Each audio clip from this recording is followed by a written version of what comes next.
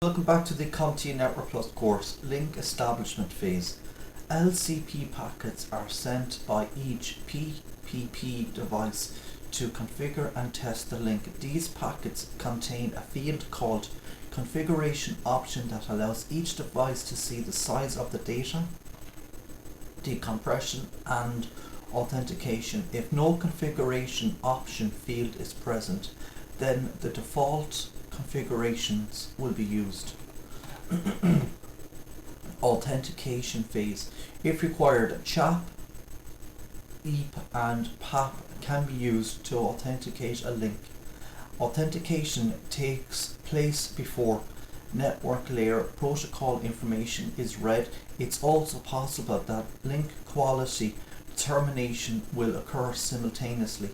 A network layer protocol phase, PPP, uses the network control protocol NCP to allow multiple network layer protocols to be encapsulated and sent over a PPP data link.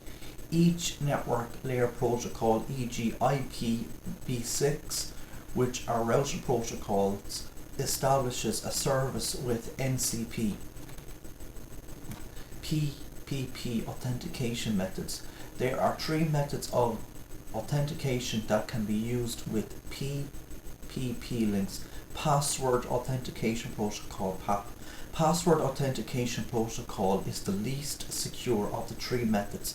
Passwords are sent in clear text and PAP is performed only upon the initial link establishment. When the PPP link is first established, the remote node sends the username and password back to the originating target router until authentication is acknowledged. Challenge Handshake Authentication Protocol, CHAP.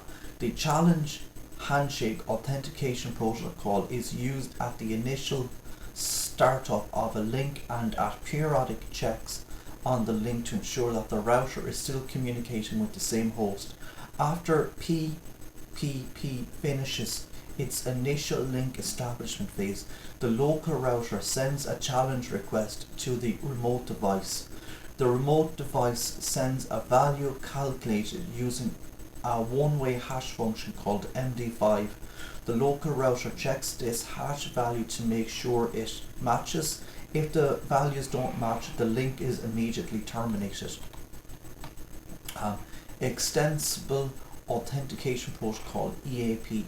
EAP is a framework that supports multiple authentication methods using a variety of credential types based on the specific implementation. DMVPN, Dynamic Multipoint VPN, provides the capability to build a dynamic mesh VPN network by defining only the hub on a hub and spoke configuration. It's supported on Cisco and Huawei routers and on USG firewalls and some Unix-like operating systems. The benefit is the ability to deploy additional spokes without any reconfiguration of the hub. Once the DMVPN is deployed, another interesting feature is the ability of the spokes to communicate with one another without passing the traffic through the hub. The spokes do this by dynamically setting up connections to one another by contacting the hub, obtaining the necessary information about the other end, and creating a dynamic IPsec VPN tunnel directly between them, as shown in figure 1610. So you can see here's figure 1610, and I'll just read this. The benefits to DMVPNs are as follow. Traffic between remote sites do not need to traverse the hub.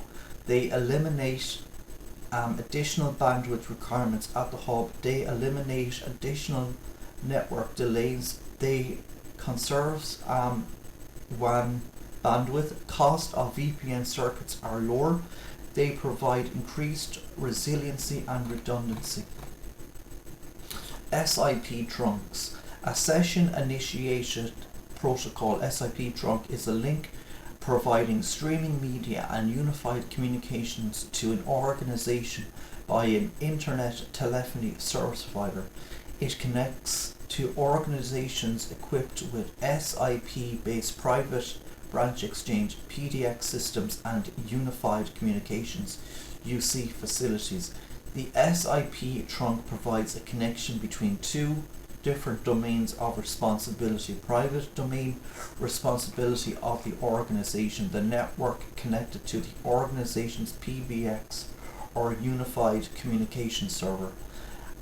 Public domain responsibility of the provider, the part of the network that allows access into the PSTN public switch telephone network or PLMN public land mobile network. The SIP architecture is shown in figure 1611.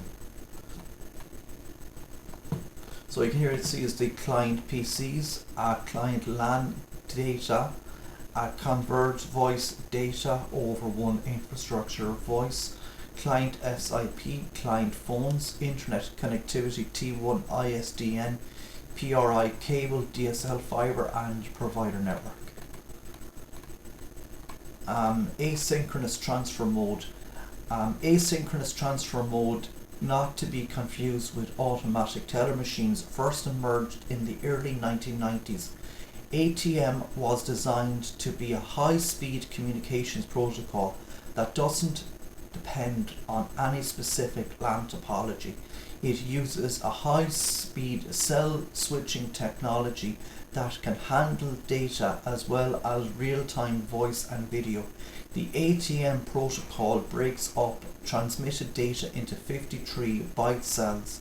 A cell is analogous to a packet or frame, except that an ATM cell is always fixed in length and is relatively small and fast, whereas a frame's length can vary. ATM is designed to switch these small cells through an ATM network very quickly. It does this by setting up a virtual connection between the source and destination nodes. The cells may go through multiple switching points before ultimately arriving at their final destination. The cells may also arrive out of order, so the receiving system may have to reassemble and correctly order the receiving cells. ATM, like frame relay, is a connection-oriented service in contrast to most data link protocols, which are best effort delivery services and do not require virtual circuits to be established before transmitting user data. Data rates are scalable and start as low as 1.5 meg with speeds of 25 Mbps, 51 Mbps, 100 Mbps, 155 Mbps and higher. The common speeds of ATM networks today are 51.84 Mbps and 155.52 Mbps. Both of them can be used over either copper or fiber optic cabling. You can also get ATM with a speed of 622.08 Mbps, but that is currently used exclusively over fiber optic cable. ATM supports very high speeds because it's designed to be routed by hardware rather than software, which makes faster processing speeds possible. Fiber-based service provider ATM networks are running today at data rates of 10 Gbps and they're becoming more and more common. Their fast speeds make real-time payloads like voice and video travel with data on an ATM network and arrive with too much delay or latency. The small size of the payload compared to the size of each cell's header and makes ATM less efficient than other WAN technologies. In other words, ATM networks are fast, but they get bad gas mileage. ATM never made much market impact. MPLS, multi-protocol label switching.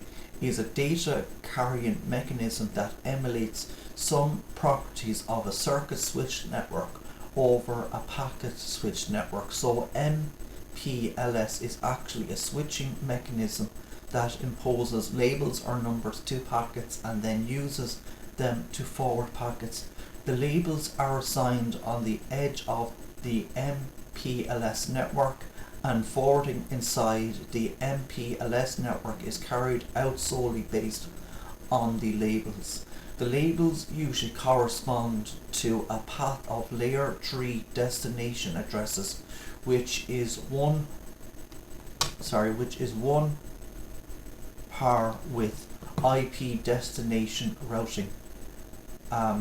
MPLS was designed to support forwarding of protocols other than TCP IP. Because of this, label switching within the network is achieved the same way, irrespective of the layer 3 protocol. In larger networks, the result of MPLS labeling is only the 3 edge routers perform a routing lookup. All the core routers forward packets based on the labels, which makes forwarding the packets through the service provider network faster. This is a big reason most companies have replaced their frame relay networks with MPLS service today. Last, you can use Ethernet with MPLS to connect a WAN, and this is called Ethernet over MPLS or EO-MPLS. So I'm going to leave it here today for this video. If you like listening, please consider like, sharing and subscribing. Thank you.